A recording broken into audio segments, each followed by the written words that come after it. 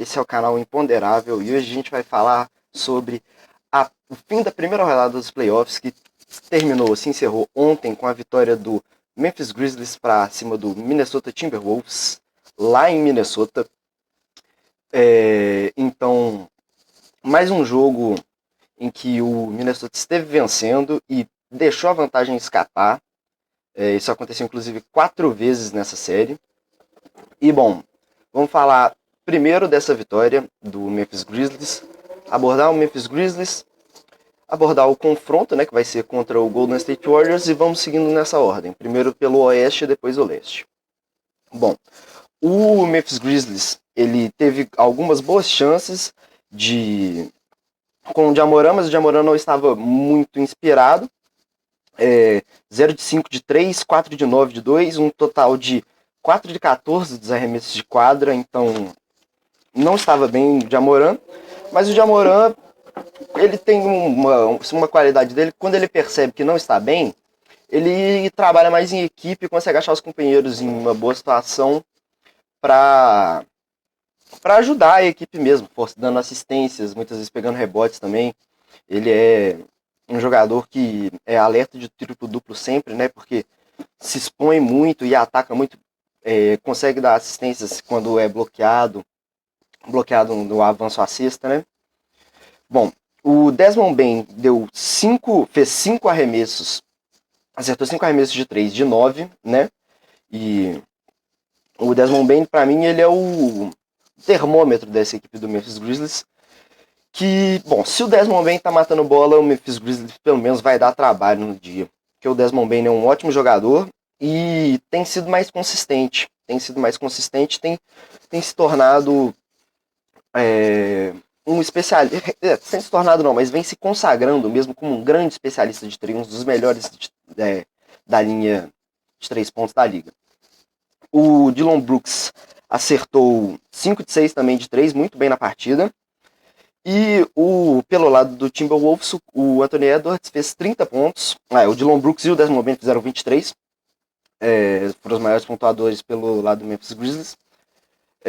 O Anthony Edwards fez 30 pontos, muito bem, chama a responsa e vai se provando o franchise player do Timberwolves, enquanto o Karl Anthony Towns, ele não corresponde exatamente da maneira correta, né? Ele também não estava muito bem ontem, fez 0 de 3 dos arremessos de 3 pontos, né? Que é uma qualidade dele, foi o vencedor do 3-point contest, né? Mesmo sendo um pivô, e não pontuou tão bem assim, pegou vários rebotes, claro, mas é o normal dele, é o que se espera. Algo que me incomodou é que, assim, ele, ao contrário do Jamoran, que quando não está bem, toca para os companheiros, ele forçou muitas jogadas sozinho e acho que isso acabou atrapalhando. Ele, em geral, na série não foi muito bem, né? Teve problemas com faltas, desde o play-in vem tendo problemas com faltas, então, bom, meio complicado, né? Passamos. Só para encerrar, a vitória, né, do Memphis Grizzlies, 4-2 terminou a série. Bom, Phoenix Suns contra Memphis Grizzlies é o primeiro jogo que a gente vai abordar aqui, né? Já acabamos de falar do Memphis Grizzlies e a gente vai entrar em outro ponto. Nesse confronto contra o Timberwolves, o Memphis Grizzlies ele usou pouco o Steven Adams por causa do Karl Anthony Towns. O Karl Anthony Towns poderia tirar muita vantagem do Steven Adams, já que é um pivô mais versátil que o Steven Adams, né? Mais rápido, mais explosivo também, e também com mais técnica, né? Mais qualidade de arremesso e esse tipo de coisa. Então, o que o Memphis Grizzlies irá fazer se o Golden State Warriors entrar com o quinteto da morte deles, que seria com o Draymond Green, o Poole, o Curry, o Jordan Poole, né, o Stephen Curry e o Klay Thompson. E aí você poderia argumentar se vai o Kuminga, porque ou o Wiggins, né, porque o Wiggins muito inconstante e o Kuminga muito jovem. Mas a ideia desse quinteto da morte é ser um small ball meio maluco assim, que não era exatamente o que o Timberwolves fazia, porque o Timberwolves não era um small ball, tinha um pivô lá, Só que era um pivô muito móvel, então meio que, né, espaça a quadra da mesma forma, como se fosse um small ball. E se o Golden State Warriors fizer isso, ao invés de colocar o Looney em quadra, né, e de Looney, é, inclusive no lugar também do Wiggins ou do Kuminga, poderia ser até o Gary Payton, porque é um bom defensor, ajudaria o Draymond Green, né, seria uma missão difícil, ter que cuidar do Ja Morant, do Desmond Bane, etc., meio que só o Draymond Green, né, porque seria o único grande defensor, né, o Klay Thompson não é mais tão... Bom, ainda não recuperou o nível de defesa que ele tinha, né? Mas, voltando, o Steven Adams. Se o Kevin Looney entrar, provavelmente o Steven Adams vai jogar. Mas se o Kevin Looney não entrar, provavelmente o Steven Adams não deve jogar e deve fazer aquela formação que vinha sendo com Brooks, Ja Morant, Bane, Jaren Jackson Jr. e o Clarkson, né? E isso, eu acho que, porque são meio que dois small balls malucos ali, uns caras fortes e tal, tipo, o Jaren Jackson meio que seria compatível com o Draymond Green, né, bom defensor, mais físico do que os outros do time e tal, mas é um jogo meio maluco, né, um jogo meio maluco, muito espaçamento de quadro, seria um jogo muito bacana de ver, muito interessante, provavelmente muito rápido, e eu acho que o Golden State Warriors se beneficiaria de algo assim. Mas se esse quinteto da morte, né, o Fast Five, como chamam lá fora, fazendo brincadeiras, montagens com o Velozes e Furiosos, né, que é o Fast and Furious, né, então se o Golden State Warriors não conseguir fazer isso, eu acho que se esse Fast Five não funcionar, né, o quinteto da morte não funcionar, eu acho que o Memphis Grizzlies pode acabar se dando bem nisso, conseguindo utilizar o Steven Adams, porque o Steven Adams ele não é muito agressivo, né? Então não tem. Se o Kevin Looney estiver em quadra, ele estaria para marcar o Steven Adams ou para ocupar aquele espaço e eles vão estar ali se brigando entre si. O Steven Adams ele consegue achar alguns passes interessantes, fazer alguns corta-luzes bons para o Ja Morant, que eu acho que a falta dele, inclusive, influencia no desempenho não tão bom em pontuação que o Ja Morant teve nessa série, né? Porque o Steven Adams é um grande facilitador para o Ja Morant. Então, com isso, eu acho que o Ja Morant cresceria e, bom, não vou dizer que venceria, né, do Golden State Warriors. O Golden State Warriors que venceu sua série por 4-1 contra o Denver Nuggets, tirou o Joker, né? E o Joker conseguiu evitar uma varrida, mas foi uma série de dominância do Golden State Warriors. Dominância quase completa, assim. Teve um ou dois jogos ali um pouco mais apertados, contando o que o Denver venceu, mas né, o Golden State Warriors passou tranquilamente. Poderia ter perdido outras duas.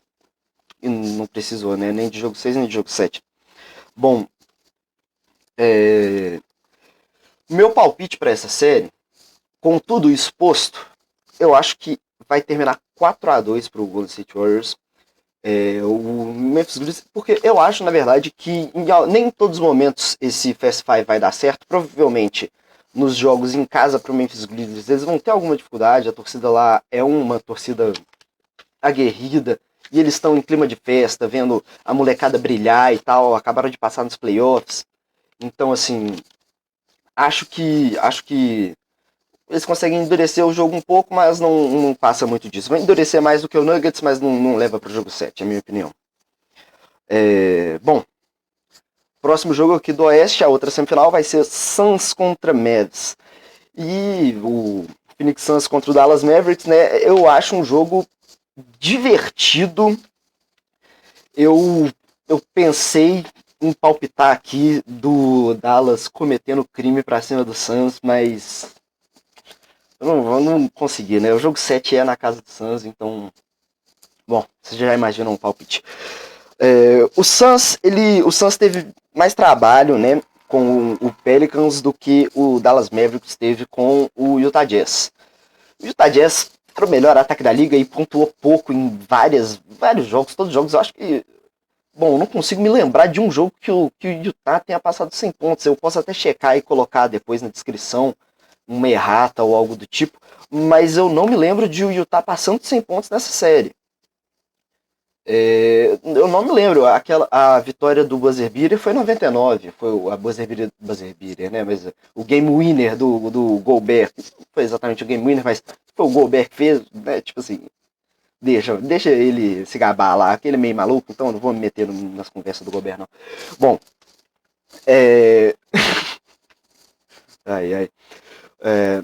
Por que eu acho que o Phoenix Suns teve mais trabalho com o Pelicans? Porque o Phoenix Suns sofreu a partir da lesão do Devin Booker, né? Que voltou. Acho que ele ficou só ficou 2 jogos fora, né? Ficou 2 jogos fora, voltou no último confronto.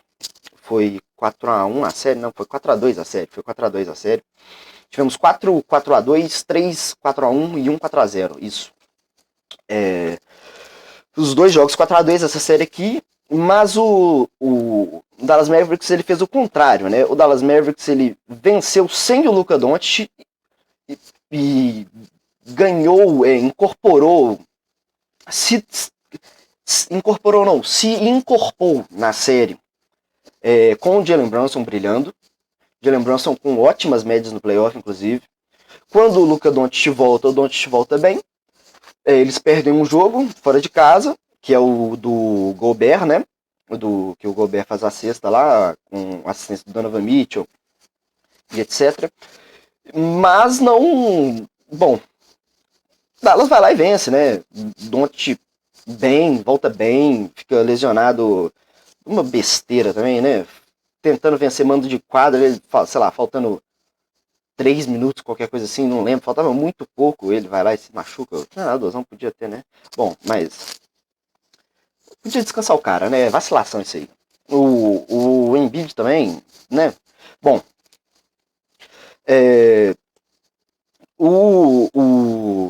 desculpa que eu tô com um caderninho aqui com as anotações e eu gosto de organizar meu pensamento no caderno. Então, bom, o Suns teve mais dificuldade por causa da ausência do Devin Booker, mas para mim continua favorito.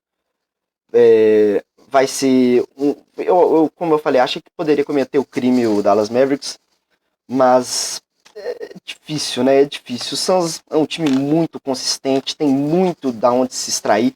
O Dallas Mavericks vem jogando bem, mas é hora que pesa, né? Se o Doncic não consegue fazer a infiltração e tem que soltar a bola na mão do Spencer Dinwiddie, já pesa um pouco, né?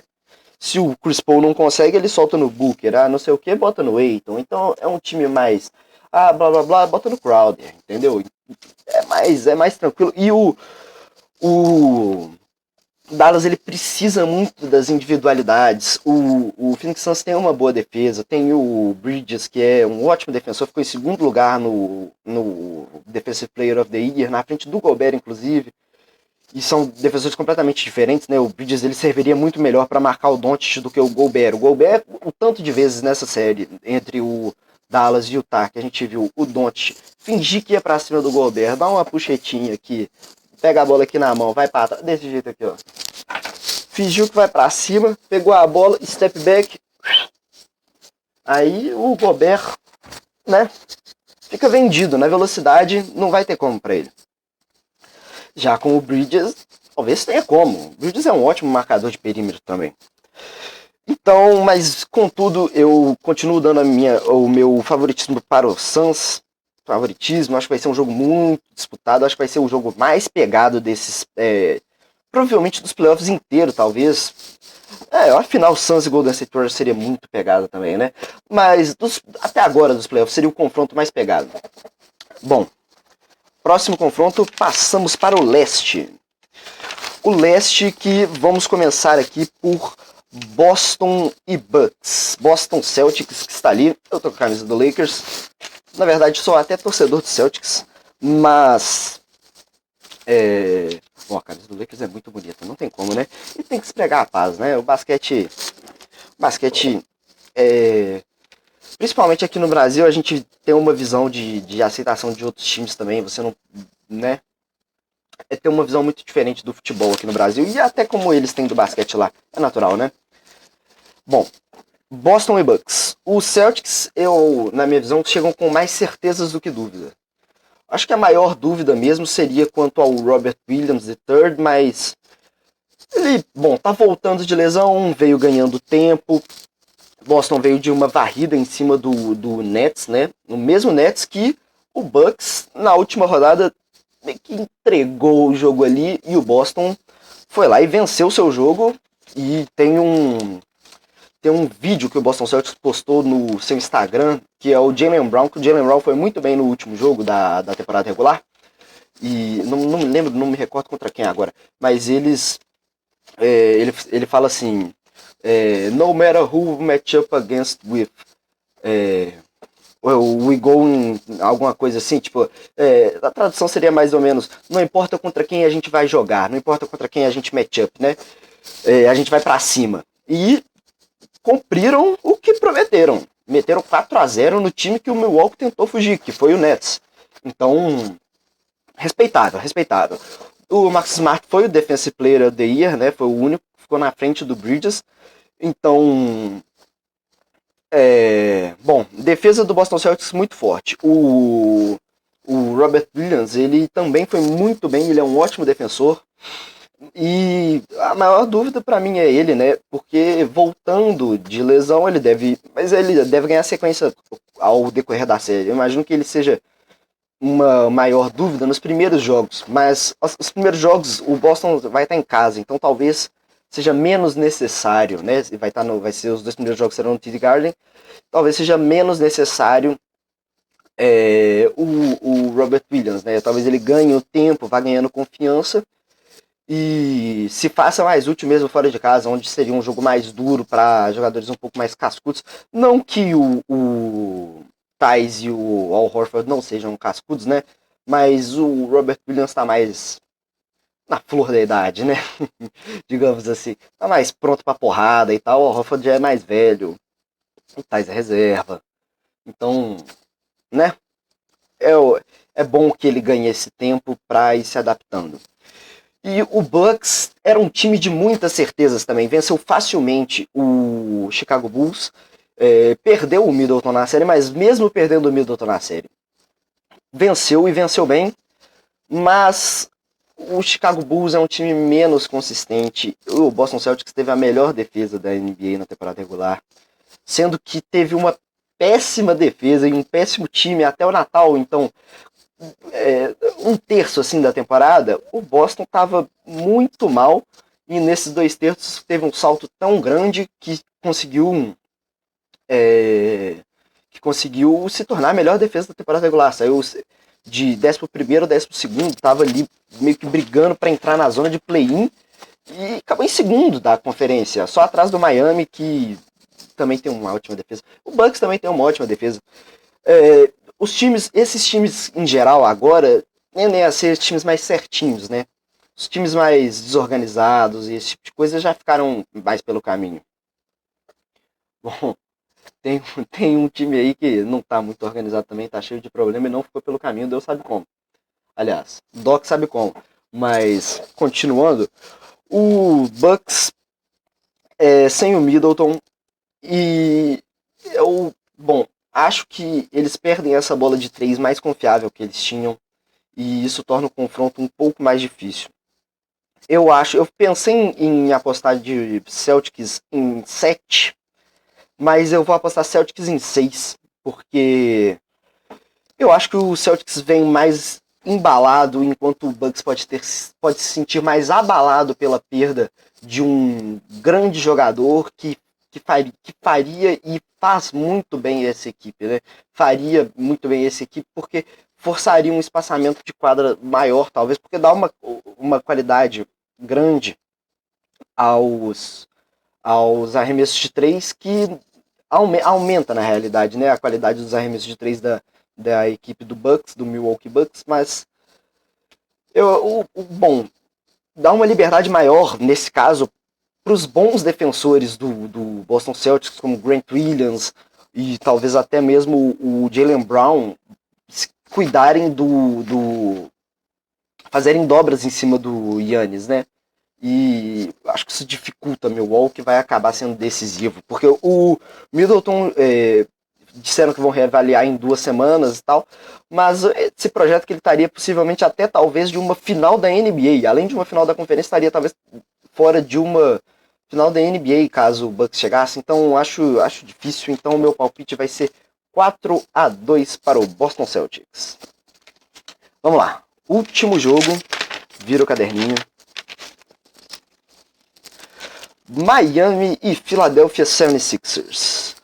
Bom, o Miami é um time consistente e bom, bacana, né? Porque mesmo com um time com vários problemas durante a temporada, sempre se manteve no topo e tem uma defesa muito forte. O Jimmy Butler ataca muito bem, faz muitos pontos. Tem jogadores muito experientes, né?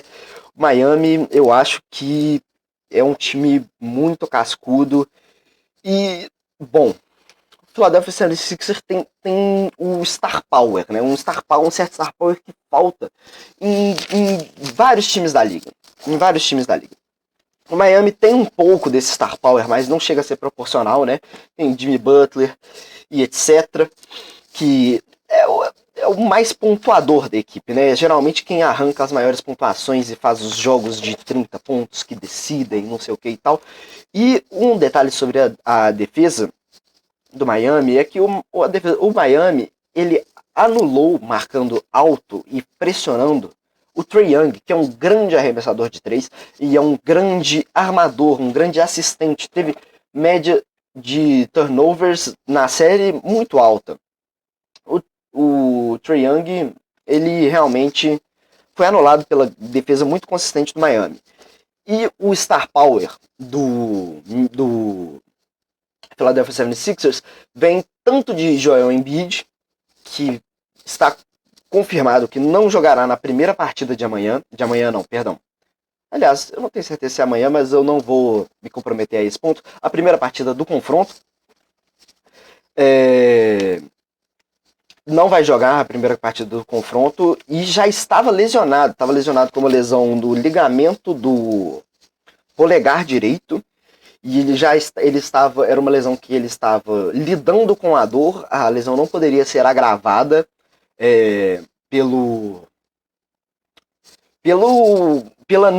pela decisão da não cirurgia no momento, né? Porque o Joel Embiid decide por jogar os playoffs e não fazer a cirurgia depois dos playoffs. No momento até a decisão foi frutífera, né? Venceu, passou do Toronto, que estava, louco para cometer um crime, né? O Doc Rivers, que é um mestre de perder séries que estavam em 3-1, abriu 3-0 e Toronto venceu a primeira, então ficou 3-1, né? O Doc Rivers já fecha ali, o sinal de Wi-Fi não passa mais. E a torcida do Philadelphia 76ers, ela é, bom, como eu posso dizer, barulhenta, irritante, talvez, né? O time vencendo a série de 3-1, jogando em casa e os caras vaiando. E aí, perdeu, né? Perdeu a partida. Foi lá vencer fora para causar o 4-2. Venceu em 6, né? Contra o Toronto Raptors, que é um time muito organizado, mais organizado do que o Philadelphia 76ers. E eu acho que o Philadelphia 76ers vai ter muitos problemas nessa série. O Joel Embiid chega machucado em dois sentidos. Porque o Doc Rivers, o Philadelphia estava ganhando lá, faltavam, 5 minutos para acabar, 8 minutos para acabar o jogo, o Philadelphia ganhando de 20 pontos de diferença lá em Toronto. Aí o Pascal Siakam chega fazendo a bandeja, para fazer uma bandeja, roda o braço assim, dá um cotovelada na cara do Embiid e o Embiid se machuca. Então, assim, é um Doc Rivers, pelo amor, né? Tirava o cara, velho. O cara já tá todo zoado, jogando com dor. 20 pontos na frente, velho. Tá ligado? Você tinha que estar preservando ele. Não era nem só por causa de uma possível lesão, porque ele já tá machucado. Se parar de fazer o mano sentir dor, deixa o cara ficar bem. Bom, Doc Rivers meio maluco, né? E tem uma grande pressão em cima do Doc Rivers por más decisões, por causa disso que eu falei, do histórico dele, da quase entregada. A torcida do Philadelphia 76ers estará pressionando muito o time também, os jogadores. O James Harden, muito pressionado, e o Miami acabou de marcar um armador que na temporada foi melhor do que o James Harden como um todo. O James Harden fez biquinho, não sei o que e tal, jogou pouco, jogou num time do Brooklyn que realmente era muito desfigurado, né? Tava sem Durant, o Kyrie menos de meio período, né? Porque antes ali, sei lá, um terço da temporada ele ficou sem poder nem jogar fora, porque o Brooklyn falou, não, você só vai poder jogar fora, então a gente não vai contar com você. Então, assim, o Harden, ele nem tem tanta culpa pela temporada que ele fez, mas ele não... O fato é que a temporada que ele fez é pior do que a do Trae Young. E a temporada passada do Trae Young também é melhor do que a temporada passada do Harden. Então o Trae Young se mostra mais constante atualmente. E o Miami amassou o Trae Young. O Miami amassou o Trae Young. O Trae Young não passou de 30 pontos em um jogo da série. Acho que a maior pontuação que ele fez foi 24 ou 26 pontos. Não tenho o número agora nesse momento, mas o Trae Young não passou de 30 pontos na série. E, bom, meu palpite para essa série pode chamar a vassoura, diga onde você vai, que o Heat vai estar varrendo o Philadelphia 76ers cheio de problema, e minha projeção seria uma final entre Boston Celtics e Miami Heat pelo lado leste, e Golden State Warriors e Phoenix Suns pelo lado oeste, com um asterisco para o Dallas Mavericks, que eu acho que tem muito potencial e que eu acho que se chegar na final pode cometer um crime. Vai ser uma sequência de crimes, né? Vai ser uma sequência de crimes. Já viam Dallas como perdão do trocadilho, mas como cavalo paraguaio, né? Porque o mascote do Dallas, bom, é um cavalo mesmo. Então, já viam ele meio que como um cavalo paraguaio. Passou do Utah Jazz, que na minha visão sempre foi o cavalo paraguaio da temporada. Passou pelo Utah Jazz bem. Se passar pelo Phoenix Suns, que durante a maior parte da temporada foi o grande favorito para a temporada, bom, já brilharia os olhos de todo mundo, né? Seria algo incrível, um feito... venceu do principal favorito durante a temporada toda a vencer o título da NBA. Um time que foi finalista na temporada anterior. E se chegasse na final e vencesse do Golden State Warriors, ia ser uma história com a cara do Dallas Mavericks, né? Com a cara do Dallas Mavericks. Bom, é isso. Essas são minhas projeções. Me aprofundando só um pouquinho mais antes de finalizar. Na minha opinião, a final da NBA seria Golden State Warriors contra Boston Celtics. E, bom, aí eu já ainda não tenho palpite. Eu acho que eu precisaria ver o que teria acontecido para ter alguma opinião mais formada, porque eu acho que seria um confronto lindo de ver. Seria um confronto muito bacana. Da mesma forma que Milwaukee Bucks e Phoenix Suns também seria uma reedição da final anterior. Seria muito bacana esse confronto também. São as duas finais para as quais eu torço. Bom, mas é isso. Muito obrigado pela audiência. Deixa o like aí. Se inscreve no canal Imponderável. E falou!